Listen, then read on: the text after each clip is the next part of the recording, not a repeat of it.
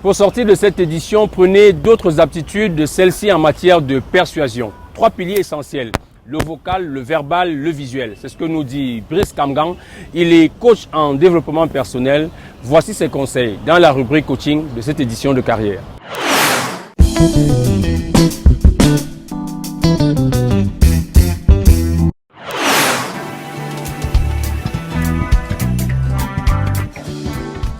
Bonsoir, bienvenue dans cette autre émission de carrière.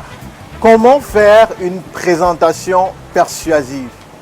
Un jour, un jeune super talentueux a eu l'opportunité de présenter son savoir-faire à des investisseurs potentiels.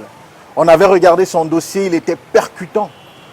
Du coup, le désir de l'écouter est né. Et donc, l'opportunité lui a été offerte. Il est arrivé à la présentation, il est monté sur scène. Il a fait sa présentation. Il a parlé des caractéristiques de son projet. Il a parlé des avantages de son projet. Il a parlé de tous les aspects techniques et puissants de ce projet. Mais seulement, il avait remarqué qu'à mesure que le temps passait, les investisseurs potentiels détournaient le regard. Certains manipulaient leur téléphone et ne l'écoutaient presque plus. Ils n'avaient plus l'attention des personnes qui étaient là assises.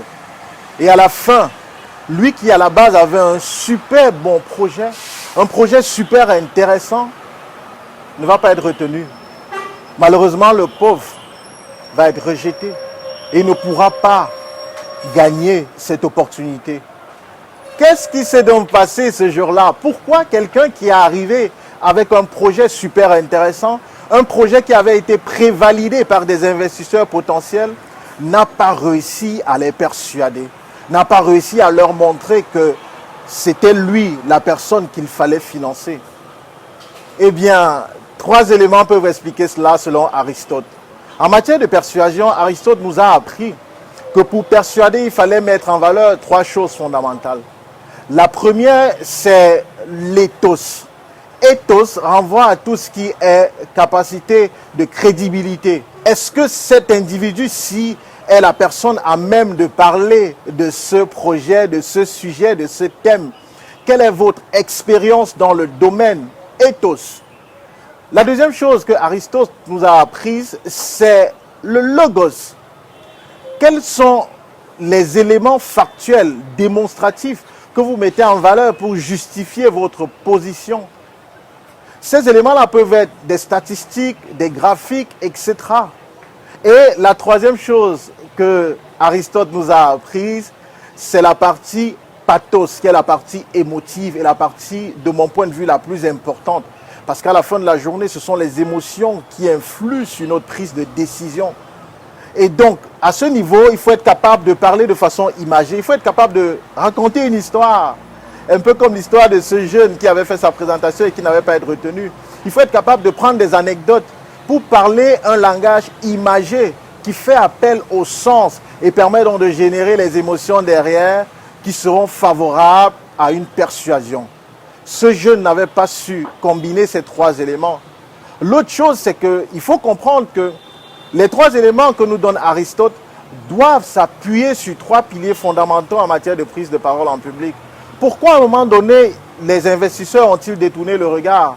Peut-être parce que son verbal, qui est le premier élément et qui pèse 7% dans le cadre d'une communication orale, était relativement léger. Peut-être qu'il ne savait pas utiliser les transitions pour passer d'une idée à une autre, d'une phase à une autre. Peut-être qu'il n'utilisait pas les triades, peut-être qu'il n'utilisait pas les figures de style. L'autre pilier, le deuxième pilier, c'est le vocal.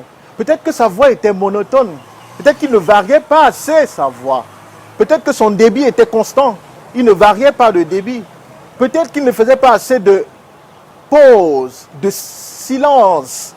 Et donc tout ça n'a pas milité en sa faveur. Il faut savoir que le vocal, selon Albert Mehrabian, pèse pour 38%. Et le troisième pilier sur lequel s'appuie la persuasion, c'est le pilier visuel. Cela renvoie à notre gestuelle. Peut-être que ce jeune homme n'avait pas la gestuelle adéquate. Peut-être qu'il était figé.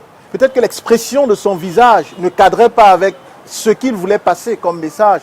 Peut-être que son contact visuel n'était pas profond, de nature à se connecter à la personne qui écoute. Peut-être qu'il n'avait pas compris qu'à la fin de la journée, les yeux sont la fenêtre de l'âme et que la meilleure façon de se connecter aux autres, c'est de les regarder dans les yeux. Voulez-vous faire comme ce jeune?